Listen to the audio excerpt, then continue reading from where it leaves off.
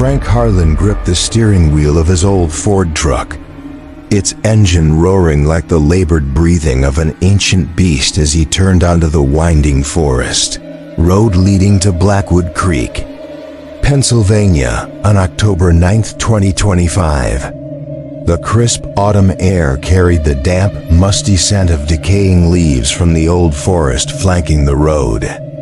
Vibrant red oak leaves fell in scattered drifts, like splattered bloodstains on the ground. But Frank didn't bother to look up.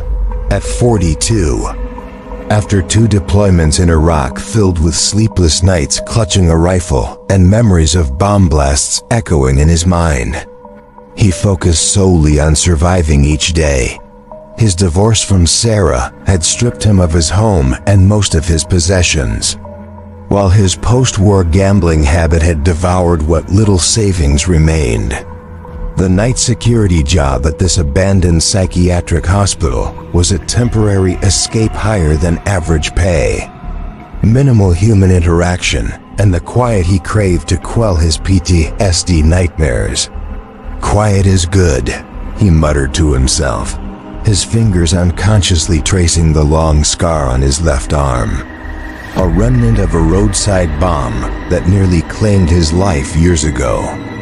As the building emerged through the thick dusk fog, Frank paused the truck to take it in. Blackwood Creek was no ordinary structure. It was a massive Gothic edifice from the late 19th century, its towering spire piercing the blood-red sky like an accusing finger. Cold gray stone walls, covered in pale green moss, stood ominously, their jagged broken windows resembling the bared teeth of a monstrous creature. The shadows of ancient oak stretched long across the ground, like skeletal fingers rising from the damp earth. The wind carried a heavy scent of wet soil mixed with a faint whiff of decay, as if the building itself exhaled the breath of its past. A chill ran down Frank's spine, but he brushed it off. Just autumn wind. Nothing more. He parked on the gravel shoulder, cut the engine, and stepped out to meet the waiting manager. The middle-aged man, Bob, with a pale face and perpetually anxious eyes that hinted at some hidden secret, extended a hand. "Welcome, Harlan Jobs Simple. Sit at the security desk. Check the cameras periodically. Do a light patrol if you hear anything odd. And make sure no vagrants or kids sneak in. The building's slated for demolition in a few months, so just keep things as they are." Bob handed over a heavy set of keys, the cold metal brushing Frank's skin and sending a slight shiver through him. "Don't mind the local gossip. They love spinning tales about ghosts and wandering spirits. But trust me, it's just an empty shell." Frank gave a wry smirk, his voice raspy from daily cigarettes. "Ghosts? I've seen enough real hell in the Iraqi desert. Bob, bombs, blood, and the screams of my squad, that's real. Ghosts are just stories for cowards." He didn't believe in superstitions. To him, everything had a logical explanation: wine drafts, wildlife, or an overactive imagination. But as Bob drove off, leaving Frank alone before the rusted iron gate creaking in the wind, and vague unease settled over him, the wind whistled through the gaps like a distant sigh, and the building seemed to watch him with its dark, hollow windows like soulless eyes. Frank Harlan pushed open the heavy iron door of Blackwood Creek Psychiatric Hospital's main entrance, the rusted hinges screeching like the groan of an ancient creature. It was 10 p.m. on October 9, 2025, and the darkness outside the massive Gothic structure seemed to swallow all sound, leaving only the autumn wind whistling through broken windows like the gasping breath of a dying man. He stepped inside, his heavy military boots thudding on the peeling tile floor, kicking up thick clouds of dust like fog under his flashlight's beam. Frank carried a small backpack containing a powerful military-grade flashlight, its lithium battery a reliable holdover from his service days, and a Glock 19 pistol tucked at his waist. Hidden beneath his worn leather jacket, the weapons were against protocol. 10 years of battlefield instincts in Iraq made it impossible to part with it. A thermos of bitter black coffee and a dog-eared paperback about World War. Two band of brothers completed his gear for his first night shift. "Just a job," he muttered, his breath forming a faint mist in the frigid air of the foyer. The security station was just off the entrance. A cramped, stuffy room with a rotting wooden desk, a cracked leather chair reeking of mildew, and a bank of flickering black and white camera monitors buzzing with static like snow on an old TV. The outdated surveillance system produced blurry images, occasionally cutting out, but it covered the main corridors, treatment areas, and a few sensitive rooms marked on the map. Frank studied the wall-mounted map. The hospital was divided into 4 wings of B, C, and D, with Wing C on the second floor being the old isolation ward, once used for patients deemed dangerous. He shrugged off a faint unease when his eyes lingered on the faded red ink labeling Wing C. Just a pile of old bricks, he told himself, settling into the chair, which creaked under his weight. The silence was thick, broken only by the steady ticking of a wall clock, like the slow heartbeat of a slumbering giant. Somewhere deep in the building, a dripping pipe echoed drip, drip, drip as if the structure were bleeding, following military habit. Frank decided to do a preliminary patrol to familiarize himself with the terrain, know the battlefield before engaging. He grabbed his flashlight, its dim yellow beam sweeping across the endless corridor, where peeling white paint revealed raw red brick beneath. Like exposed flesh, the patient rooms lining the hall were abandoned, their doors ajar or half closed, revealing rusted metal beds and dangling chains hanging from the ceiling. Relics of a brutal era, some rooms bore faded handwritten patient nameplates, but Frank didn't pause to read them. The faint smell of old disinfectant lingered, mingling with dust and mold, forcing him to cover his nose with his sleeve.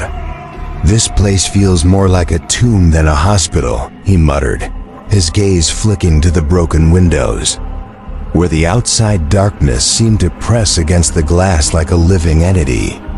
Back at the security station, Frank poured coffee from his thermos, the steam fogging his glasses. He opened his book, trying to focus on the paratrooper's story, but his mind drifted. The silence of Blackwood Creek was unlike the chaos of the battlefield. No explosions, no screams of comrades, no acrid smell of gunpowder.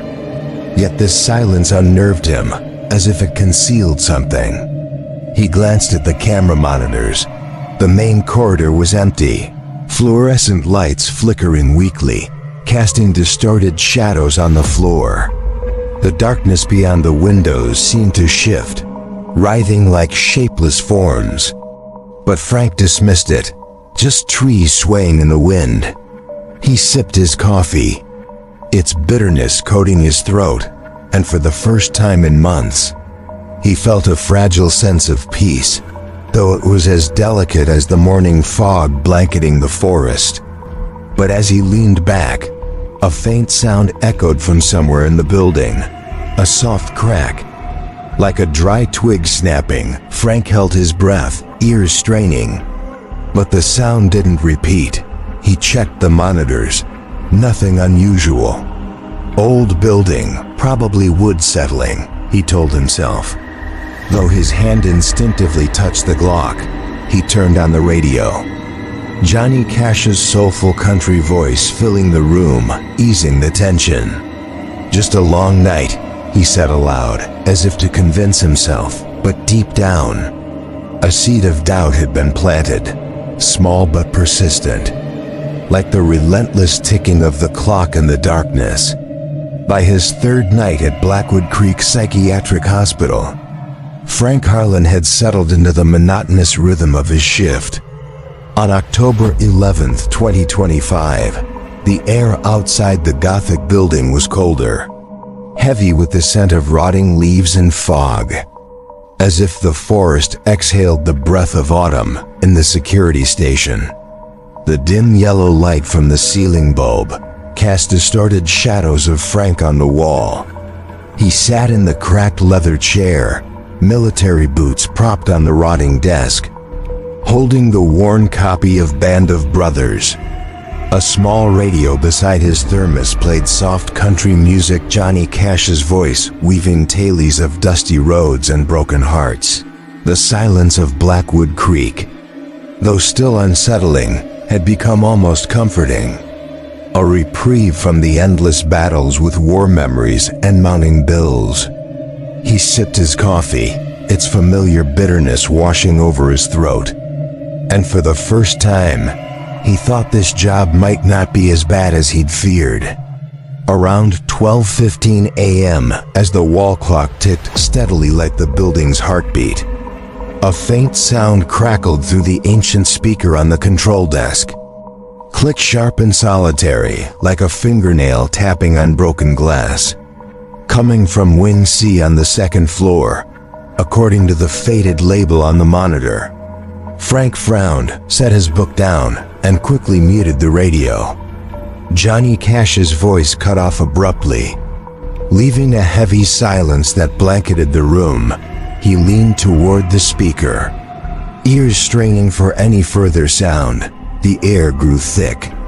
The clock's ticking suddenly louder, as if counting down to something. But no other sound followed, just deep, menacing silence. Frank glanced at the black and white camera monitors, their images lightly flickering like falling snow. Wing C's corridor was empty, its fluorescent lights blinking weakly, casting warped patches of light and shadow on the peeling tile floor. The patient room doors were closed, draped in cobwebs with no sign of movement. He cycled through other camera angles, main corridor, staircase, entrance all still, old building, he muttered under his breath. As if afraid to disturb the silence, wood settling in the cold night air, or maybe a rat scurrying around. His military logic kicked in. Eliminate possibilities, old wood, leaky pipes, wildlife, things he'd encountered in abandoned outposts. Nothing to worry about, yet his heart beat faster, and a chill ran down his spinana from the 10 degrees Celsius autumn night, but from a vague sensation, as if someone watched from the darkness beyond the monitors. He stood, grabbing his military flashlight, its powerful white beam cutting through the small room, illuminating cracks in the walls like scars. He checked the security station door, locked. No signs of tampering. Returning to the desk, he opened his small notebook, a habit from his service days, and jotted 015. Strange noise from Wing C, possibly wood or animal. Writing it down brought a fleeting sense of control, as if the unease could be tamed on paper. But as he sat, the click sounded again, softer this time.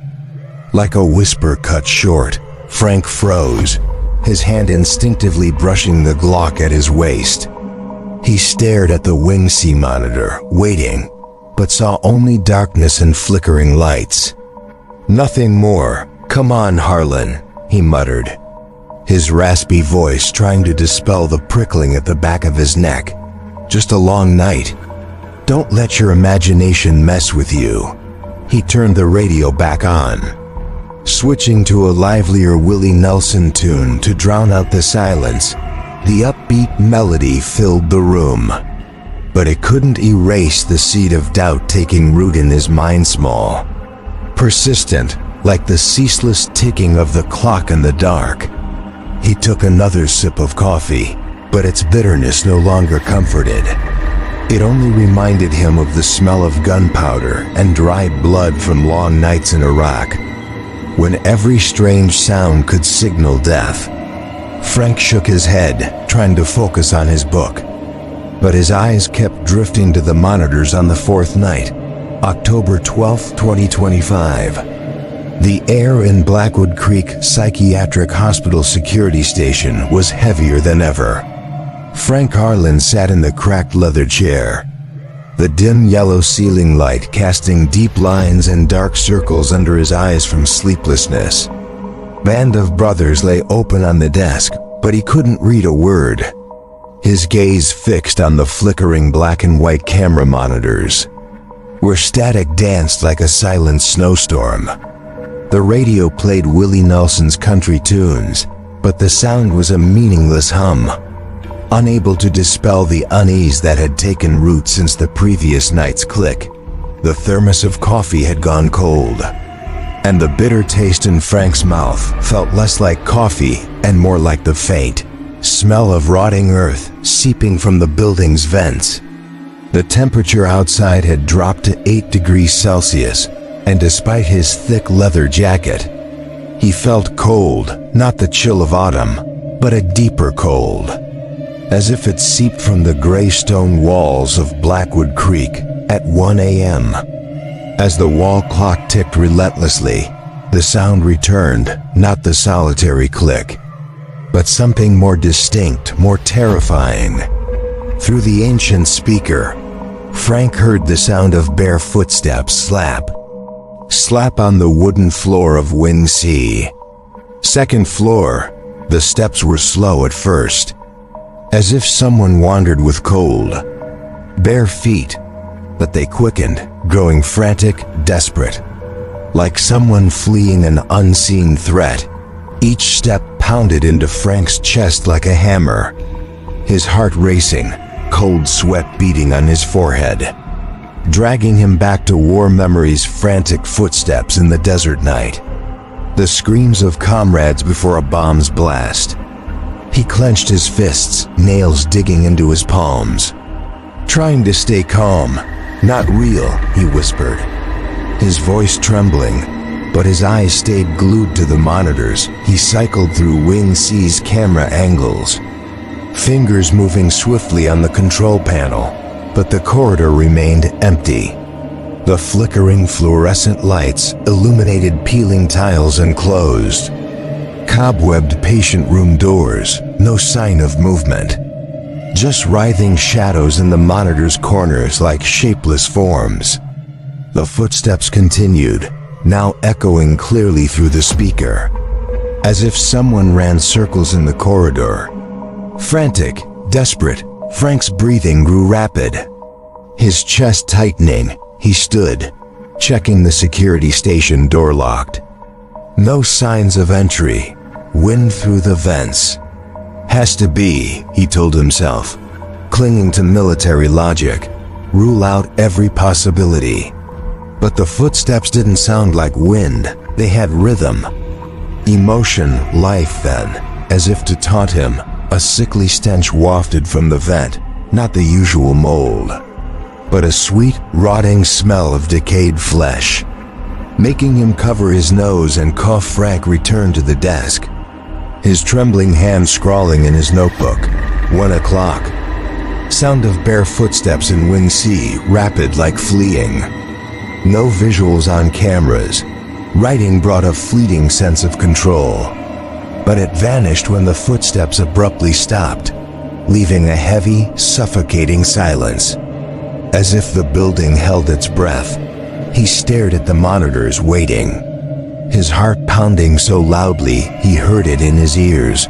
Then, from the speaker, a new sound emerged, a faint, gasping breath, like someone who'd run themselves ragged and was trying to stay silent to avoid detection. Frank's hair stood on end, his hand instinctively gripping the Glock. He zoomed in on the Wing C camera, but saw nothing but darkness and flickering lights. "Damn it," he muttered, his raspy voice trying to convince himself it was just exhaustion or PTSD. But deep down, he knew the sound wasn't imagined.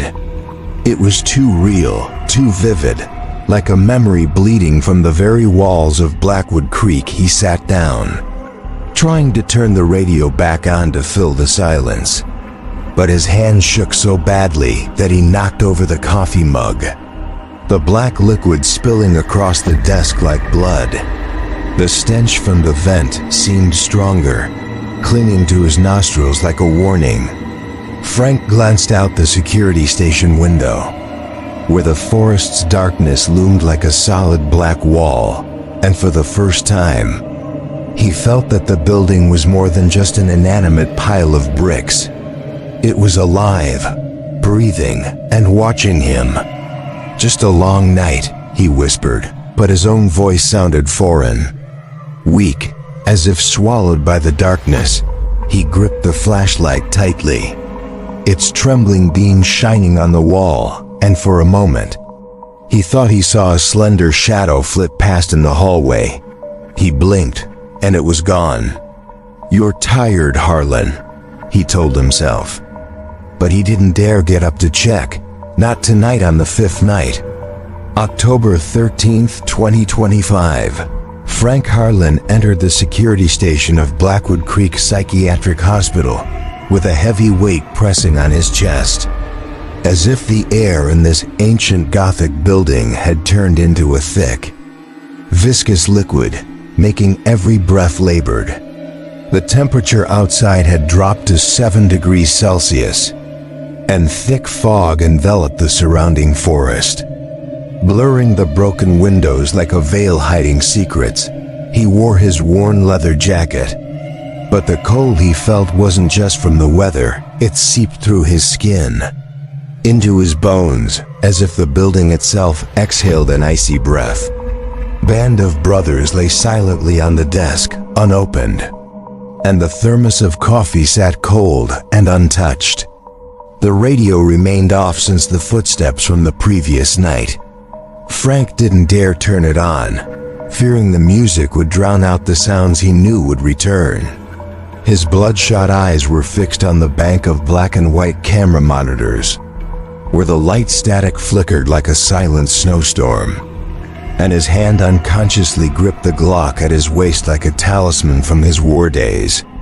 Around 1:30 a.m., as the wall clock ticked steadily like the heartbeat of a dying man, the bare footsteps echoed again through the ancient speaker slap.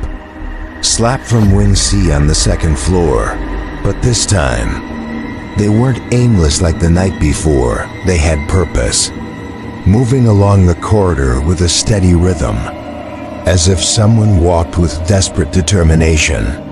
Frank sat up straight, his heart pounding, cold sweat trickling down his back, evoking those Iraqi nights on watch where every strange noise could signal an ambush. He switched cameras, zooming in on Wing C's corridor, still empty. Only the fluorescent lights blinking weakly, casting distorted shadows on the peeling tile floor. But the footsteps didn't stop. They drew closer, clearer, and then, suddenly, they halted right in front of a specific door, room 213. At the end of the hall, Frank zoomed in on the heavy steel door of room 213. The large, rusted lock, covered in cobwebs like a funeral shroud, came into sharp focus on the static-filled screen. He knew for certain no one could enter there. On his first day, he'd checked every lock in Wing C, and the key ring in his hand was the only set.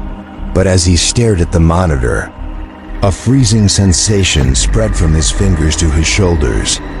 As if someone breathed down his neck, the footsteps fell silent, and a suffocating quiet enveloped everything, so heavy that he could hear the blood rushing in his ears.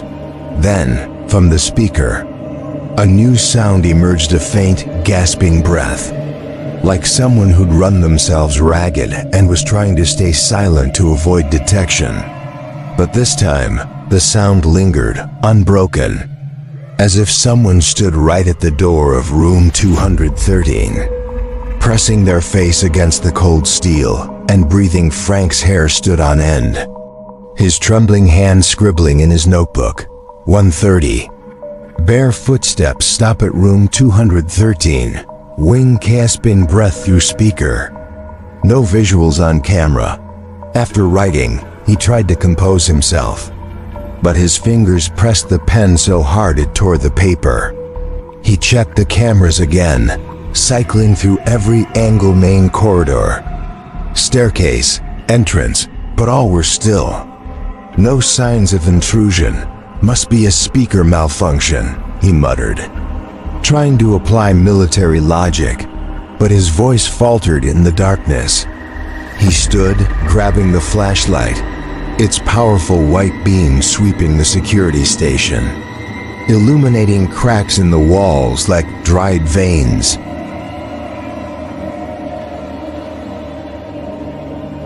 He approached the vent on the wall, where the stench from last night still lingered, now stronger. Sickly sweet like rotting meat, mixed with the faint smell of old disinfectant. He covered his nose, coughing, his stomach churning, returning to the desk. He zoomed in on the image of room 213's door again. The cobwebs on the lock seemed to quiver slightly, but he wasn't sure if it was from the wind or his imagination. He considered going up to the second floor to check, but his feet felt nailed to the floor. "Not tonight," he whispered, his raspy voice tight, his hand clenching the Glock until his knuckles turned white.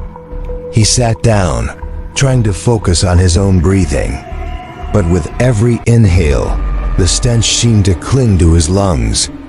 The darkness outside the security station window grew denser, like a living wall. And he sensed that room 213 was more than just a room. It was the center of something. A secret the building was trying to hide. He glanced at the clock. 4 more hours until dawn. But deep down, he knew this haunting had taken root, and it wouldn't let him go easily. The gasping breath through the speaker faded, but the silence it left was even more terrifying, as if the building waited for him to make a mistake. On the 6th night, October 14th, 2025, Frank Harlan felt like he was stepping into a familiar yet unnerving battlefield. The temperature outside had dropped to 5 degrees Celsius, and thick fog shrouded the forest around Blackwood Creek Psychiatric Hospital like a murky white cloak, blurring the broken windows and turning the ancient Gothic building into a ghostly silhouette in the night. He wore his worn leather jacket, but the cold he felt wasn't just from the autumn wind. It was like a toxic gas seeping through the cracks, soaking into his skin and making every muscle tense. In the security station, the dim yellow light from the ceiling bulb cast long, distorted shadows of Frank on the wall like a warped silhouette. The book lay dormant, the thermos of coffee cold and untouched, and the radio remained silent from nights before. His bloodshot eyes were glued to the bank of black and white camera monitors, where the light static flickered like an endless silent snowstorm, and his hand unconsciously gripped the Glock at his waist, his thumb stroking the trigger like a habit from Iraq. This was the peak of his first week, and Frank knew the footsteps would return. They had become part of the nighttime rhythm, a reminder that Blackwood Creek wasn't a place for him to find peace. The wall clock read 2 a.m., its steady ticking like the heartbeat of a predator lying in wait. And then they came. The bare footstep slap echoing through the ancient speaker from Wing C on the 2nd floor. They moved along the corridor, slow at first as if hesitant, then quickening, frantic, panicked, like someone fleeing pursuing shadows. Frank sat up straight, his heart pounding, cold sweat trickling down his back, evoking those Iraqi patrol nights when every strange noise could signal a mine or a sniper. He zoomed in on Wing C's corridor camera. Still empty, the fluorescent lights blinking weakly, casting distorted shadows on the peeling tile floor. But the footsteps didn't stop. They drew closer to the end of the hall, and then, like every night before, halted abruptly right at the door of room 213. A tense silence descended, so heavy that Frank felt the air pressing on his chest. Shortening his breaths to quick gasps, he stared at the monitor, where the rusted lock of room 213 came into focus, the cobwebs quivering under the flickering light. The gasping breath echoed through the speaker, faint but persistent, as if someone pressed their face against the cold steel door. Trying to stay silent but unable to hide their fear, Frank gripped the chair arms, his nails digging into the leather until it tore. Trying to stay calm, just an illusion, he whispered, his raspy voice hoarse, but he knew it wasn't true. The stench from the vent wafted again, sickly sweet like rotting meat, mixed with the faint smell of old disinfectant, making his stomach twist and forcing him to swallow hard to keep from vomiting.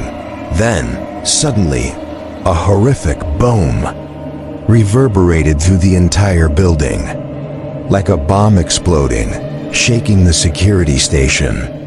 The floor beneath Frank trembled slightly, the thermos tipping over, black liquid spilling across the desk like blood, and the wall clock rattling as if about to fall. Frank was utterly terrified, nearly toppling from his chair, clutching his chest as flashbacks from Iraq flooded back, the echoing bomb blasts, the acrid smell of gunpowder, the screams of comrades torn apart. He let out a short yell, his voice breaking in the darkness, and lunged toward the monitors. The door to room 213 remained firmly shut, unmoving, the rusted lock without a single new scratch. But the echo lingered, like a cry from hell, vibrating through the stone walls and tile floors, making him feel as if the building were coming alive. A faint metallic blood scent spread from the vent, sickly sweet and gruesome, as if someone had just been gravely injured. Frank huddled in the chair, his trembling hand clutching the Glock, his thumb ready on the trigger. He was too frightened to leave the station. His feet felt nailed down, and the thought of going to the second floor to check sent chills down his spine. Not real, he repeated like a mantra, but his voice cracked in the ensuing silence. He checked the cameras again, cycling through every angle, main corridor, staircase, entrance, but all were still. No signs of intrusion. The boom faded, but the vibration lingered in his chest like an aftershock from an earthquake. Frank scribbled hastily in his notebook, his writing illegible. 2 o'clock. Footsteps stop at room 213, followed by loud boom, building shakes. No visuals.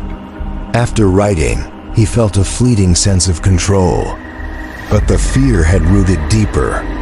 Like the cracks in Blackwood Creek's stone walls, he looked out the window, where the thick fog loomed like a solid white wall, and for the first time, he wondered if the locals' rumors were more than superstition.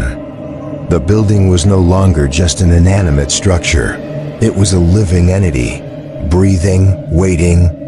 Frank sat there, gun in hand, waiting for dawn. But he knew tonight was just the beginning. That boom wasn't random. It was a warning, a call from the past he couldn't ignore. Dawn on October 14th, 2025. Broke through the broken windows of Blackwood Creek Psychiatric Hospital, its weak, gray light filtering through the thick fog outside, casting a fragile promise of an end to the long night onto the security station floor. Frank Harlan sat huddled in the cracked leather chair, the Glock still gripped tightly in his hand, his thumb still stroking the trigger like an unbreakable habit. Last night had left its mark. His heart still raced erratically.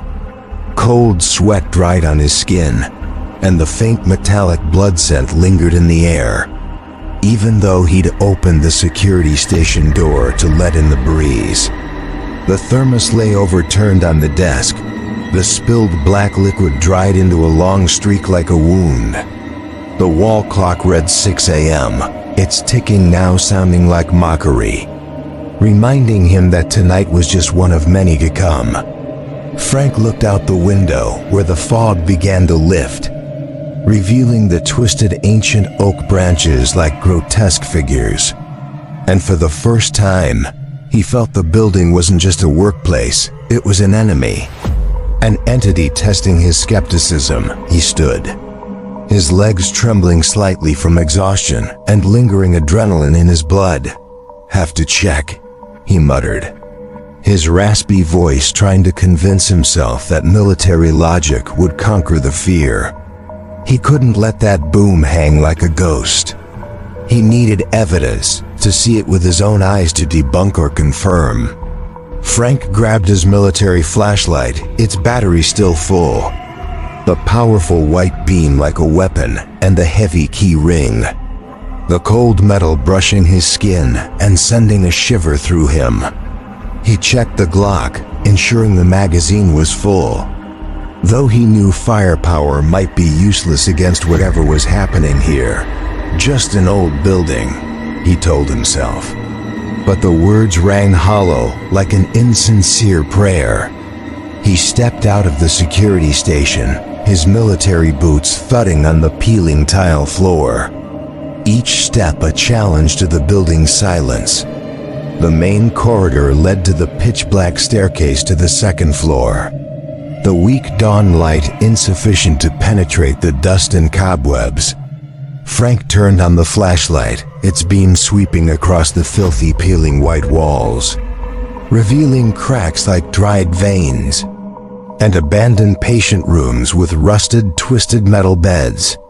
The smell of mold and old disinfectant was heavier here, mixed with the sickly sweet stench from last night, forcing him to breathe through his mouth to avoid vomiting.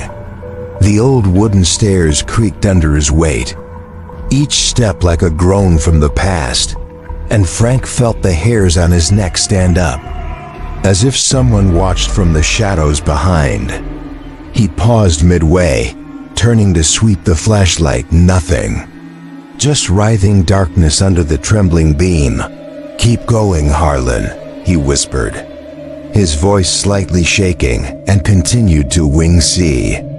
Wing C's corridor was unnaturally cold, the temperature seeming to drop a few more degrees. Frank's breath forming thin wisps in the air. The ceiling fluorescent lights blinked weakly, casting distorted shadows on the floor, and the metallic blood scent was now more pronounced, as if someone had recently spilled a pool of fresh blood nearby. Frank advanced to the end of the hall, his heart pounding in his ears, and stopped before the door to room 213. The heavy steel door, with its rusted lock covered in cobwebs, looked exactly as it did on the camera, unmoved, without a single new scratch. But a chill spread from his toes to the top of his head, as if the door itself were breathing.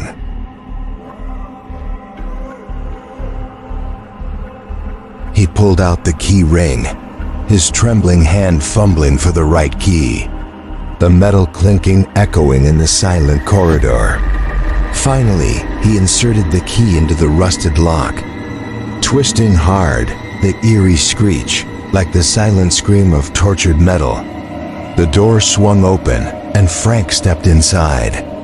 The flashlight sweeping the cramped room. The air within was frigid, like a tomb, and the sickly sweet stench hit him like a punch.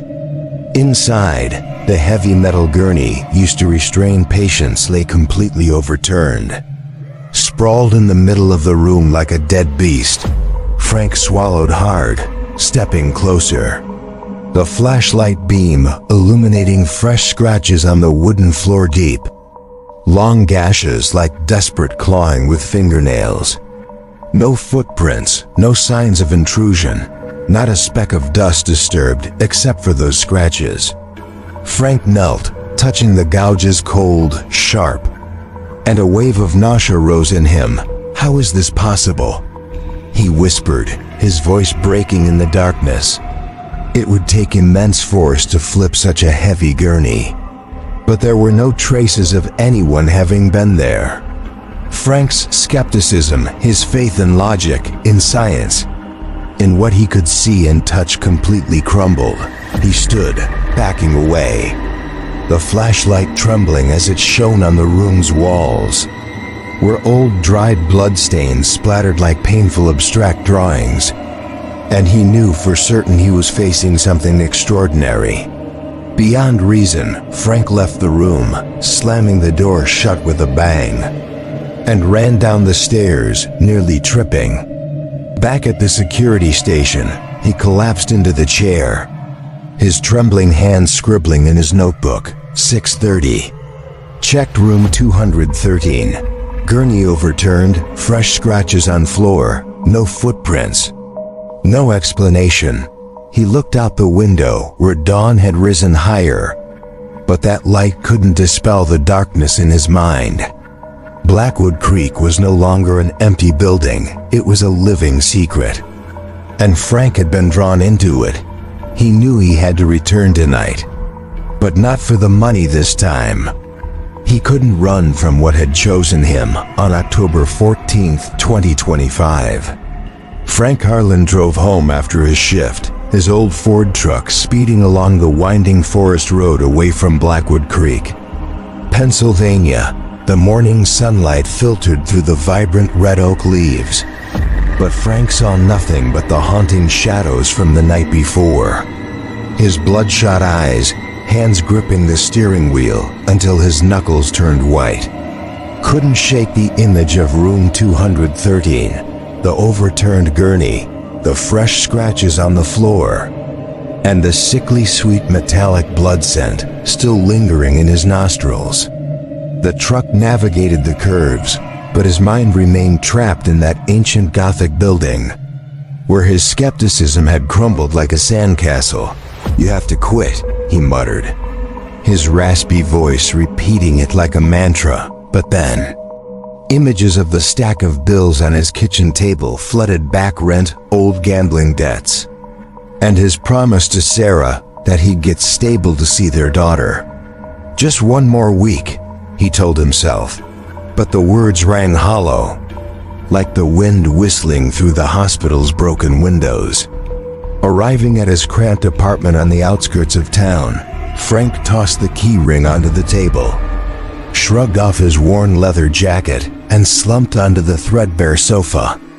The room was dim, curtains drawn to block the light, and the stale smell of old cigarettes mixed with leftover food from the kitchen made him feel suffocated.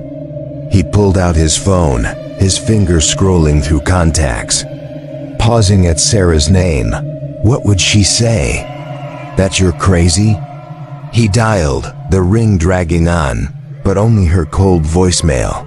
This is Sarah. Leave a message. Frank hesitated, then hung up without speaking. He couldn't tell her about the footsteps, the boom, or the scratches on the floor. It sounded like the ravings of a PTSD veteran gone mad. Instead, he lay back on the sofa, trying to sleep. But every time he closed his eyes, he saw room 213. And the boom echoed in his head like a bomb from Iraq. His sleep was fitful, plagued by nightmares, writhing shadows, the smell of rotting flesh, and a faint whispering voice calling his name late in the afternoon. Frank woke drenched in cold sweat, his heart pounding. He glanced at the clock. 3 hours until his shift. Quit, he thought. But the electric bill on the table reminded him of harsh reality. Mounting debts in this job were his only lifeline. High pay. Minimal people, though quiet, had now become a curse. He took a cold shower to clear his head, But the water couldn't wash away the lingering chill of room 213, embedded in his bones. After choking down a dry sandwich, he got into his truck and drove back through the forest to Blackwood Creek. This time, the building loomed under the blood-red sunset like a monstrous silhouette, its towering spire piercing the sky like an accusing finger, and Frank's stomach twisted. "Just one more night," he muttered, parking and stepping inside. The next shift felt entirely different. Frank entered the security station and flicked on the light. But the dim yellow glow seemed weaker now, unable to dispel the darkness creeping from the corridor. Every sound made him jump, the wind whistling through the door cracks like gasping breaths, the dripping pipes like bare footsteps, and the clocks ticking like the heartbeat of a predator. He sat in the cracked leather chair, his trembling hands checking the camera monitors. Zooming in on Wing C in room 213 immediately, the image flickered with light static. But the corridor was empty, the door unmoving. Yet the building was no longer an inanimate mass, it felt alive, breathing, watching him with dark, hollow windows like soulless eyes. The smell of mold and faint metallic blood wafted from the vent, and Frank covered his nose, coughing. Feeling as if someone stood behind him, he tried to focus, jotting notes about the previous night. But his pen shook, leaving scrawled, illegible marks. Every shadow on the wall made him whip around, flashlight sweeping, heart pounding. "You're losing it, Harlan," he whispered. But he knew it wasn't a hallucination. The building had changed, or maybe he had. After witnessing undeniable evidence in room 213, he thought about quitting again. But images of his daughter and unpaid bills held him back. The clock read 11 p.m. 7 hours to go. Frank sat there, gun in hand, waiting for the footsteps to return, for the boom, for whatever he knew was coming. Blackwood Creek was no longer a refuge. It was a trap, and he was ensnared on the night of October 14th, 2025. Frank Harlan sat in the security station of Blackwood Creek Psychiatric Hospital, the dim yellow ceiling light casting deep lines and dark circles under his sleepless eyes. The ancient Gothic building seemed to tighten its grip around him, its cold gray stone walls and endless dark corridors outside the door like gaping mouths waiting to swallow him whole. The temperature inside was unnaturally low, despite his efforts to seal the door against the autumn wind, and his breath formed thin wisps in the stifling air. The cold thermos of coffee sat untouched on the desk, and his open notebook bore the shaky scrawl of last night's notes testaments to the fear gnawing at his sanity. The Glock at his waist was no longer a talisman. It was a useless object against something he couldn't see or shoot. The wall clock ticked steadily, each sound a reminder that time here didn't flow normally. It stretched, twisted, filled with terrifying voids. The sounds had changed. No longer the frantic bare footsteps or the horrific boom, but something subtler, more invasive, around 1 a.m. As Frank tried to focus on the Wing C camera, a faint whisper crackled through the ancient speaker soft, vague, like words from a distant dream. At first, he thought it was static, a glitch in the outdated surveillance system, but the sound grew clearer, mixed with stifled sobs, short, broken whimpers, as if someone were suppressing pain. "Help me," the whisper repeated, faint but persistent, like wind through a door crack, carrying the sickly sweet stench from the vent. Frank sat up straight, heart pounding, cold sweat beading on his forehead, evoking sleepless Iraqi nights when he heard the whispers of wounded comrades in the dark. He hurriedly checked the camera monitors, zooming in on Wing C in room 213. Still empty, the fluorescent lights blinking weakly, casting warped shadows on the peeling tile floor. No movement, no figure. But the whisper didn't stop. It wove through the speaker, mixed with static like snow on an old TV, and the sobbing grew clearer, like a child crying in loneliness. "Please, help me," the whisper repeated. A young woman's voice, frail, desperate, making Frank's hair stand on end. He stood abruptly, his trembling hand sweeping the flashlight across the security station, illuminating wall cracks as if searching for the sound source. But there was nothing, just writhing darkness under the trembling beam, and the faint metallic blood scent from the vent, sickly sweet and gruesome. As if someone were crying blood, Frank sat down, gripping the Glock so tightly his knuckles whitened, and pulled a small recorder from his pocket, a device from his military days, used to capture strange sounds on patrols.